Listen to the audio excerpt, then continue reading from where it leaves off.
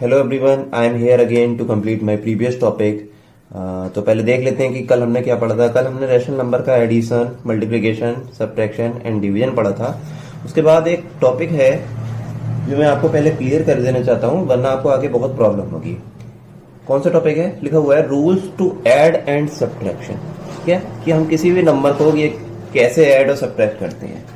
अब ये जो फॉर्मूला है आपका रैशनल नंबर में भी अप्लाई होता है, इंटीजर्स में भी अप्लाई होगा, फ्रैक्शंस में भी अप्लाई होगा, हर जगह अप्लाई होगा। ये कॉमन फॉर्मूला है, इसे ध्यान रखेंगे। ये वही फॉर्मूला है जिसको हमने पहले पढ़ा था, plus plus plus, plus minus minus, minus plus minus और माइनस माइनस प्लस। ये वही फॉर्मूला है, बट इसे अब थोड़ा डिफरेंट तरीके से पढ़ते हैं क्योंकि उसमें कुछ बच्चों को कंफ्यूजन हो जाता है। देखते हैं क्या है फॉर्मूला। मैंने लिखा है, एक टेबल बनाइए। पहले देखते हैं, पहले एडिशन और सब्ट्रैक्शन देखते हैं, उसके बाद डिवाइड और मल्टीप्लाई देखेंगे।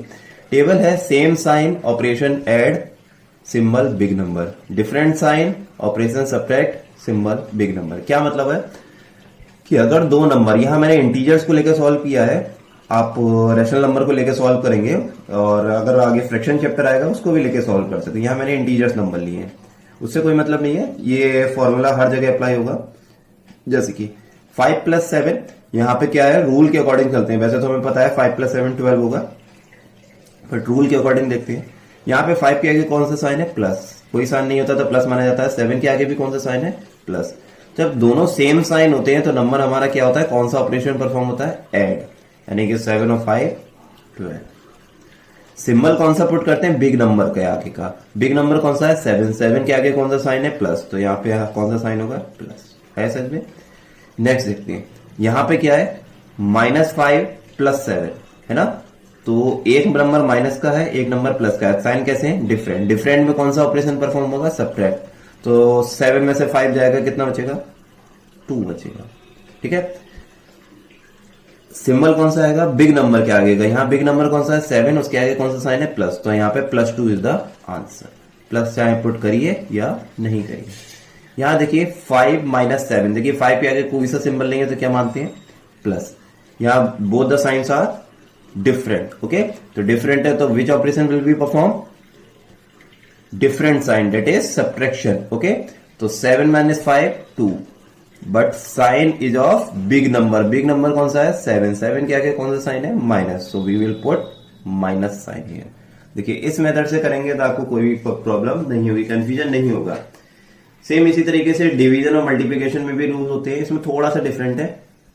देखिए इसमें कंपेयर करके देखते हैं क्या डिफरेंट है। यहां पे साइन सेम होता है, यहां भी साइन सेम होता है। यहां साइन सेम होता है तो ऑपरेशन कौन सा होता है? एडिशन। ठीक है, यहां साइन सेम होता है तो ऑपरेशन तो या डिवाइड है, डिवाइड का क्वेश्चन होगा तो डिवाइड होगा, मल्टीप्लाई का क्वेश्चन होगा मल्टीप्लाई होगा। यानी ऑपरेशन पे कोई ज्यादा इफेक्ट नहीं पड़ता है। सेम साइन में किस चीज का इफेक्ट पड़ता है? सिंबल का, कि अगर साइन सेम हुआ तो प्लस का सिंबल, डिफरेंट साइन हुआ तो माइनस का सिंबल। ये ध्यान रखना। इसमें ऑपरेशन पे कोई ज्यादा इफेक्ट नहीं पड़ेगा। अगर मल्टीप्लाई का क्वेश्चन है तो आप मल्टीप्लाई करेंगे और डिवाइड का क्वेश्चन है तो डिवाइड का करेंगे। तो इसमें ऑपरेशन पे कोई इफेक्ट नहीं पड़ेगा, बट सिंबल पे इफेक्ट पड़ेगा। सेम साइन तो पॉजिटिव, डिफरेंट साइन तो निगेटिव। देखिए यहाँ 2 × 5, पहले तो सिंबल भूल जाइए। 2 × 5, देखिए मल्टीप्लाई है तो मल्टीप्लाई ही होगा, चाहे दोनों जगह माइनस हो दोनों जगह प्लस हो, उससे मतलब नहीं है। तो 5 × 2 = 10। अब दोनों साइन सेम है, सेम साइन में सिंबल कौन सा आता है? पॉजिटिव। तो +10 आंसर। यहां देखिए 5 × 2 मल्टीप्लाई है तो 5 × 2 = 10 ही होगा, इस पर कोई भी इफेक्ट नहीं पड़ेगा। और डिफरेंट साइन है तो कौन सा आएगा? माइनस। तो माइनस का 10 is the answer. -15 upon, divide को ऐसे लिख सकते हैं, -15 अपॉन -20। ठीक है। अब देखिए जो नंबर दोनों जगह अगर सेम साइन होते हैं तो कौन सा साइन आता है? पॉजिटिव। पॉजिटिव है ना। पॉजिटिव तो अगर मैं नहीं भी लिखता तब भी काम बन जाता, चाहे आप ऐसे कर लो, माइनस माइनस कैंसिल, तब भी देखिए पॉजिटिव आ गया। तो आ गया 5 × 3 = 15, 5 × 4 = तो 3/4 इज द आंसर। तो ये एक रूल होते हैं, इसमें minus plus minus, plus minus minus, इसमें थोड़ा सा कंफ्यूजन हो जाता है, कभी कभी मिस्टेक हो जाती है। तो सेम साइन और डिफरेंट साइन के क्या करेंगे तो कभी भी आपको कंफ्यूजन नहीं होगा, कभी भी मिस्टेक नहीं होगी।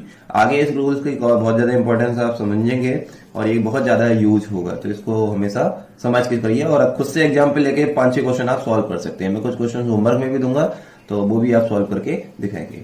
नेक्स्ट टॉपिक देखते हैं। नेक्स्ट हमारा बहुत इंपॉर्टेंट टॉपिक है, वो है representation of a rational number on number line. Number line पे हम किसी भी रैशनल नंबर को कैसे रिप्रेजेंट करते हैं। अब तक हमने इंटीजर्स को रिप्रेजेंट करना सीखा था शायद 7th में, है ना, फ्रैक्शन को भी सीखा होगा, बट अब रैशनल नंबर को सीखते हैं, ठीक है। तो रैशनल नंबर को लिखा हुआ है representation of a rational number on number line, लिखा हुआ for that we have to keep in mind 2 things. इसके लिए हमें 2 चीजें दिमाग में रखनी है। सबसे पहले कि जो हमारा नंबर दिया हुआ है वो पॉजिटिव है या निगेटिव है, यानी कि पॉजिटिव रैशनल नंबर है या निगेटिव रैशनल नंबर, ये देखना है। सेकेंड चीज हमें ये देखना है कि numerator is smaller than denominator और numerator is greater than denominator. इसमें से 2 चीजों से हमें ये देखना है कि न्यूमरेटर हमारा स्मॉलर है डिनोमिनेटर से या बिग है डिनोमिनेटर से। देखते हैं क्या होता है। सबसे पहला पॉइंट है गिवन नंबर इज पॉजिटिव। अगर नंबर पॉजिटिव हुआ तो क्या करते हैं, और नंबर निगेटिव हुआ तो क्या करते हैं। अगर नंबर पॉजिटिव हुआ then we will represent that number on the right side on the number line. जैसे कि हम लोगों को पता है कि नंबर लाइन में अगर मैं ड्रॉ करूं, 0 इधर होता है और इधर सारे पॉजिटिव नंबर्स होते हैं और इधर सारे नेगेटिव नंबर्स होते हैं। यानी कि अगर हमारा क्वेश्चन पॉजिटिव है तो नंबर लाइन के किधर आएगा, राइट साइड में आएगा, और नंबर नेगेटिव है तो नंबर लाइन के किधर आएगा, लेफ्ट साइड में आएगा। ये चीज क्लियर है। दूसरा, number is smaller than denominator. अगर numerator is smaller than denominator, अगर न्यूमरेटर है वो छोटा है डिनोमिनेटर से, तो लिखा है ऑलवेज लाई बिटवीन 0 एंड 1। तो वो नंबर लाइन के कहां लाए करेगा, 0 और 1 के बीच में ही लाए करेगा। यहाँ पे कहीं भी लाए कर सकता है वो नंबर। यानी कि हमें काउंटिंग कहां तक लिखनी पड़ेगी, नंबर से 0 से 1 तक की हमें रिक्वायरमेंट है। 0 से 1 तक की रिक्वायरमेंट है, 2, 3, 4 की हमें इतनी कोई जरूरत नहीं है। मींस अगर न्यूमरेटर स्मॉल है डिनोमिनेटर के तो वो particular number will always lie between 0 and 1। ये आप ध्यान रखिएगा कि if the numerator is smaller than denominator then that number will always lie between 0 and 1। दूसरा केस क्या है, if numerator is greater than denominator, तो इसका अपोजिट, वो नंबर 0 और 1 के बीच में लाए करता था उधर, और यहाँ पे 0 और 1 के बीच में कभी भी लाए नहीं करेगा। 0 और 1 के बीच में नहीं करेगा, फिर कहां करेगा, वो हम क्वेश्चन पे डिपेंड करता है कि कहां करेगा, बट 0 और 1 के बीच में कभी भी लाए नहीं करेगा। इतना ध्यान रखिएगा, ठीक है। तो क्वेश्चंस देखते हैं, फिर उसके हिसाब से ये दोनों पार्ट्स सॉल्व करेंगे। देखिए पहला क्वेश्चन है 3/7। 3/7 मैंने कहा था 2 चीजें माइंड में रखनी है कि नंबर पॉजिटिव है या नेगेटिव। तो यहाँ पे पहली चीज हमने देख ली कि नंबर इज पॉजिटिव। सेकंड चीज हमें ध्यान में रखनी है कि numerator is smaller than denominator. Yes, 3 और 7 में कंपेयर करें तो numerator is smaller than denominator. देखिए अब जब पॉजिटिव नंबर है तो ये क्या होगा, हमेशा राइट साइड में लाए करेगा। देखिए नंबर लाइन बनाने से पहले कुछ चीज ध्यान रखनी है कि हमें यहाँ पे राइट साइड के नंबर की वैल्यूएशन ज्यादा है। यानी कि अगर लेफ्ट साइड में हम नंबर नहीं भी लिखेंगे या कम लिखेंगे तो ज्यादा इंपॉर्टेंस नहीं है। तो हमने लेफ्ट साइड छोड़ दिया और राइट साइड में थोड़ा अच्छा खासा स्पेस ले लिया।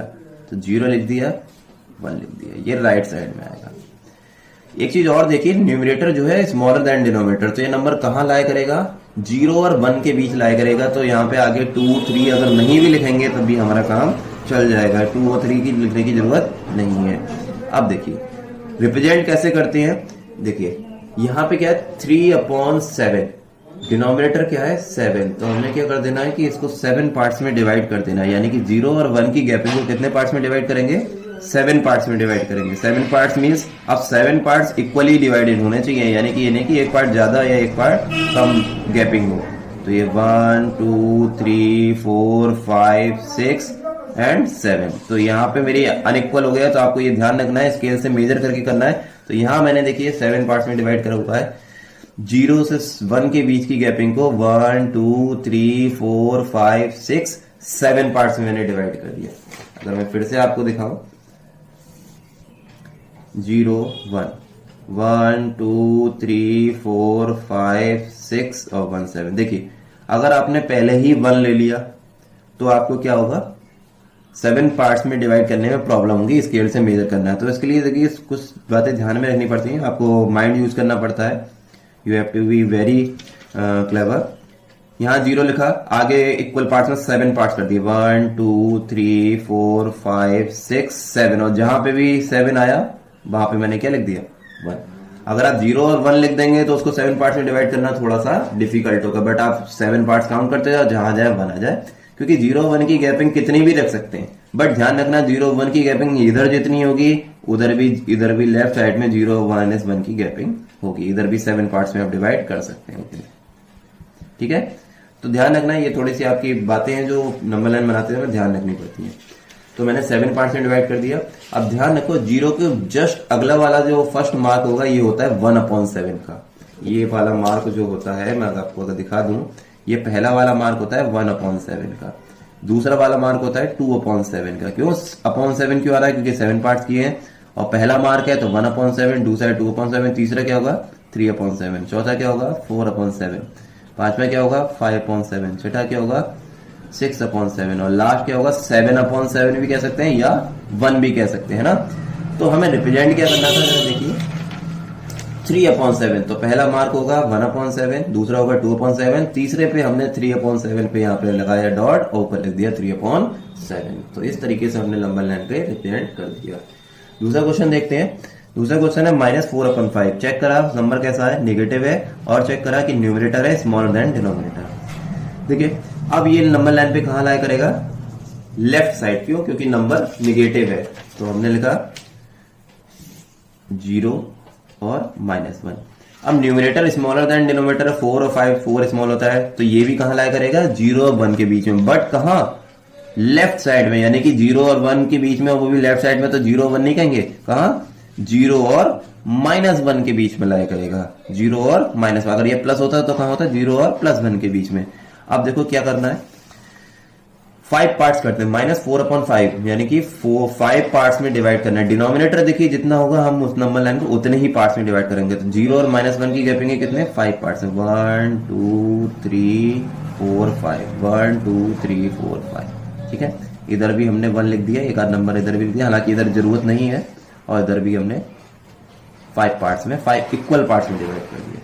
ठीक है, तो जैसे कि मैंने बताया ये पहला वाला क्या होगा आपको पता होना चाहिए, एक तो लेफ्ट साइड में है तो 0 के इधर क्या होता है माइनस आएगा, दूसरा पहला मार्क है तो क्या आ जाएगा 1, और कितने पार्ट्स किए हैं 5, तो आ जाएगा -1/5। फिर से दूसरा लेफ्ट साइड में है तो माइनस, दूसरा पॉइंट है तो 2, और पार्ट्स कितने किए हमने 5, तीसरा -3/5, चौथा -4/5 और लास्ट में -5/5 या -1 भी हम इसे लिख सकते हैं, बट हमें रिप्रेजेंट क्या करना था -4/5। तो देखिए पहला -1/5, -2/5, -3/5 और चौथा -4/5, तो हमारा ये नंबर लाइन रिप्रेजेंट हो जाएगा। थर्ड क्वेश्चन है -5/3। अब देखिए नंबर तो नेगेटिव है, बट इसमें क्या है numerator is greater than denominator. तो इस क्वेश्चन को पहले हम मिक्स फ्रैक्शन नहीं मिक्स रैशनल नंबर में करेंगे, माइनस एज इट इज, और 5/3 को लिख दिया 1 होल 2/3। तो इसमें मैंने बताया था ये नंबर कभी भी 0 और 1 के बीच में लाए, 0 या 1 या 0 और -1 के बीच में लाए नहीं करेगा। यहां पे पीछे मैं एक करेक्शन ये लिख सकता हूं, यहां 0 और 1 लिखा था तो, और यहां पे 0 एंड -1 भी हो सकता है, क्योंकि अगर नंबर पॉजिटिव हुआ तो 0 1 के बीच में लाया करेगा, और नंबर अगर निगेटिव हुआ तो 0 और -1 के बीच में लाया कर सकता है। इस पे आ जाते हैं। अब देखिए कैसे करते हैं इस क्वेश्चन को। लिखा है -1 होल 2/3। देखिए पहले तो नेगेटिव साइड पे जाना है, तो मैंने किसे कंसीडर करूंगा नेगेटिव साइड, पॉजिटिव साइड पे इतना फोकस नहीं करूंगा, नेगेटिव साइड पे फोकस करूंगा क्योंकि नंबर माइनस का है। यहां लिखा -1 और लिखा -2। देखिए क्या मतलब हुआ, -1 होल, -1 का मतलब है 0 से -1 पे डायरेक्ट जंप कर जाओ, यानी कि ये नंबर 0 और 1 के बीच में लाए, -1 के बीच में लाए नहीं करेंगे। -1 तो कंप्लीट है, -1 तो हमारा कंप्लीट है, -1 के आगे कितना और जाना है 2/3 और आपको जंप करना है। तो सबसे पहले -1 पे तो यहां आ गए, इसके आगे कितना और जाना है 2/3 और जंप करना है। अब देखिए 2/3 कैसे रिप्रेजेंट करें, -1 अगर मैं स्किप कर दूं 2/3 मतलब हमें कितने पार्ट, डिनोमिनेटर कितना है 3, तो कितने पार्ट्स में डिवाइड करना है 3, तो ये 1 2 एंड 3 ऑटोमेटिकली ये हो गया 1 2 3 पार्ट्स में। यहां भी 1 2 3 पार्ट्स में हमने डिवाइड कर दिया इसको। अब देखिए हमें रिप्रेजेंट कहां होगा, 0 से -1 पे तो माइनस जंप कर दिया, डायरेक्ट जंप कर दिया। इसके आगे बढ़ेंगे तो ये कितना होगा, ये वाला पार्ट देखिए 1 के आगे का पार्ट है तो पहला पार्ट है 1 और कितने पार्ट किए थे 3, और बट हम -1 के आगे का पार्ट है तो -1 होल 1/3। ये वाला क्या होगा -1 होल 2/3। देखिए -1 पे तो हमने डायरेक्ट जंप कर दिया, -1 तो हमें सब में आएगा ही आएगा। और ये वाला पार्ट क्या होगा, ये -1/3 होगा, ये -2/3, तो -1 होल 1/3, -1 होल 2/3, -1 होल 3/3। इस तरीके से ये हो गया -1 होल 2/3 को हमने नंबर लाइन पे रिप्रेजेंट कर दिया। फिर से एक और क्वेश्चन देखते हैं इसी तरीके का। क्वेश्चन नंबर 4 लिखा है 7/4। 7/4 को लिख सकते हैं 1 होल 3/4। देखिए नंबर पॉजिटिव है और न्यूमरेटर बड़ा है। अब देखिए ये कहां लाया करेगा, पॉजिटिव है 0 और ये पॉजिटिव साइड लाया करेगा, तो हमने नेगेटिव साइड को इतना कंसीडर नहीं किया। अब क्या है, न्यूमरेटर बड़ा है डिनोमिनेटर छोटा है, तो इसे लिखा 1 होल 3/4, यानी कि हमने नंबर लाइन एक बनाई जिसमें ये नंबर 0 लिखा और 1 के आगे रिप्रेजेंट होगा, क्योंकि नंबर है 1 होल 3/4,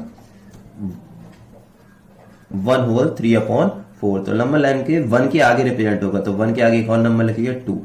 कितने पार्ट करने हैं, डिनोमिनेटर में क्या 4, तो इसके 4 काट करती 1 2 3 4 1 2 3 4। ठीक है, अब देखो 1 तो होल है, तो यानी कि 1 के आगे रिप्रेजेंट होगा। अगर ये 2 होल होता है तो 2 और 3 के बीच में रिप्रेजेंट होता है। अगर ये 3 होल होता तो 3 और 4 के बीच में रिप्रेजेंट होता, यानी कि 1 होल है तो 1 तो कंप्लीट, और अगला क्या 1 और 2 के बीच में रिप्रेजेंट होगा। अगर देखिए फिर से समझाता हूं, 3 होल 4/7 होता तो ये नंबर कहां होता, 3 पे तो डायरेक्ट जंप कर जाते और कहां लाया करता 3 और 4 के बीच में लाया करता। 5 होल 6/7 होता तो ये नंबर कहां लाया करता 5 और 6 के बीच में, क्योंकि 5 पे तो डायरेक्ट जंप कर जाते। देखते हैं हम क्या करा, तो यहां पे 1 पे तो एक तरीके से डायरेक्ट जंप कर गए और आगे 3/4, और ये वाला पॉइंट क्या होगा, ये होगा पहला फर्स्ट मार्क है तो इसे 1/4 और पार्ट्स कितने किए थे 4, बट ये 1 के आगे का पार्ट है तो इसे क्या लिखेंगे 1 होल 1/4। दूसरा क्या होगा, 1 के आगे का पार्ट है तो 1 तो होल में आएगा ही आएगा, दूसरा मार्क है तो 2 और पार्ट्स कितने किए थे 4। नेक्स्ट 1 के आगे का तो 1 तो आएगा ही आएगा, कौन सा मार्क है 3/4। इस तरीके से हम इसको मार्क करते हैं। बट अब देखिए इसमें हमें रिप्रेजेंट क्या करना था 1 होल 3/4, तो 1 पे डायरेक्ट जंप। इस तरीके से हम हर एक को शो नहीं करेंगे, जिसको हमें रिप्रेजेंट करना है वही करेंगे। तो यहाँ हमने देखिए 1 पे डायरेक्ट जंप, पहला मार्क होता है 1 होल 1/4, दूसरा होता है 1 होल 2/4, तीसरा होता है 1 होल 3/4। तो इस पे हमने पॉइंट लगाया, ऊपर लिख दिया 1 होल 3/4 और 7/4। तो इस तरीके से हम नंबर लाइन पे नंबर को रिप्रेजेंट करते हैं। एक लास्ट टॉपिक बचा हुआ है, इसके बाद हम एक्सरसाइज स्टार्ट करेंगे। लिखा है एब्सोल्यूट वैल्यू, मॉडुलस वैल्यू और मॉड वैल्यू। 3 नाम होते हैं, एब्सोल्यूट वैल्यू होता है इस टॉपिक में, मॉड्यूलस वैल्यू भी बोलते हैं और मॉड वैल्यू भी बोलते हैं, तीनों एक ही चीज है। क्या होता है जरा देखते हैं, इसको रिप्रेजेंट कैसे करते हैं, रिप्रेजेंटेशन का तरीका क्या होता है। कोई भी रैशनल नंबर, फ्रैक्शन या इंटीजर्स, इन तीनों में ये टर्म यूज हो सकता है। यहाँ रैशनल नंबर है तो हम रैशनल नंबर को कंसीडर करेंगे। जैसे कि एक 3/4 एक रैशनल नंबर लिया और उसकी मॉड वैल्यू निकालनी है, मॉड वैल्यू या मॉडुलस वैल्यू या एब्सोल्यूट वैल्यू निकालनी है, तो उस 3/4 को क्या करेंगे, 2 परपेंडिकुलर स्ट्रेट लाइन के अंदर उसको बाउंड कर देंगे, उसे कवर कर देंगे। जैसे -4/7 लिखा और यहाँ 2 परपेंडिकुलर स्ट्रेट लाइन लगाई, इसको रीड करेंगे मॉडुलस वैल्यू ऑफ -4/7 या एब्सोल्यूट वैल्यू ऑफ -4/7 या मॉड वैल्यू ऑफ -4/7, कुछ भी यूज कर सकते हैं। नेक्स्ट है जैसे -1/5 और दो तरफ हमने परपेंडिकुलर स्ट्रेट लाइन बनाई, तो इसको हम लिखते हैं मॉड वैल्यू या एब्सोल्यूट वैल्यू ऑफ -1/5। इसका मतलब क्या होता है, इसका आंसर हो गया 3/4, इसका आंसर हो गया 4/7, इसका आंसर हो गया 1/5। क्या मतलब, कैसे लिखा, इसमें यहां लिखा हुआ है here be just ignore the symbol and right only number. यहां हम सिंबल को इग्नोर कर देते हैं और जस्ट उसका नंबर लिख देते हैं। मींस मॉडुलस वैल्यू के अंदर जो भी नंबर है उसके आगे का सिंबल को इग्नोर कर देंगे। जैसे कि 3/4 के आगे कुछ नहीं है तो क्या है प्लस, तो प्लस को इग्नोर कर दिया, आंसर हो गया 3/4। -4/7 के आगे कौन सा है, तो माइनस, तो यहाँ पे माइनस हटके क्या हो गया खाली 4/7 बचा। -1/5 के आगे का सिंबल कौन सा है माइनस, तो सिंबल को इग्नोर कर दिए, खाली आंसर हो गया 1/5। देखिए एक क्वेश्चन इसको बहुत डाउट होता है, लिखा है -1/5, इसका आंसर क्या होगा। क्या ये माइनस मॉडुलस के अंदर है, नहीं, ये माइनस मॉडुलस के अंदर नहीं है, तो माइनस तो एज इट इज और ये 1/5 भी एज इट इज। इसे आप प्लस नहीं होगा। अगर माइनस के मॉडुलस के अंदर होता तो उसको इग्नोर करते, माइनस के मॉडुलस के बाहर है तो इग्नोर नहीं करेंगे। जैसे कि अगर मैं कहूं माइनस माइनस 1/5, तो ये बाहर वाला तो एज इट इज लिखा, अंदर वाला माइनस इग्नोर हो गया तो क्या हो गया प्लस, तो आंसर आ गया -1/5, है ना। इतने जानने का है, इस तरीके से उसको जानने का मीन्स अंदर वाले नंबर का साइन को हम इग्नोर करते हैं, बाहर वाले को इग्नोर नहीं करना। तो ये हमारा आज का मॉडुलस वैल्यू यहाँ कंप्लीट हो गया। आज के सारे टॉपिक हमारे कंप्लीट होते हैं। इसको मैं होमवर्क में आपको अपलोड कर दूंगा, असाइनमेंट टॉपिक में जाके पिक अपलोड कर दूंगा, उसे आप होमवर्क करेंगे और कल से मैं इसकी एक एक्सरसाइज स्टार्ट करता हूँ। सो आज के लिए इतना ही। Thank you so much.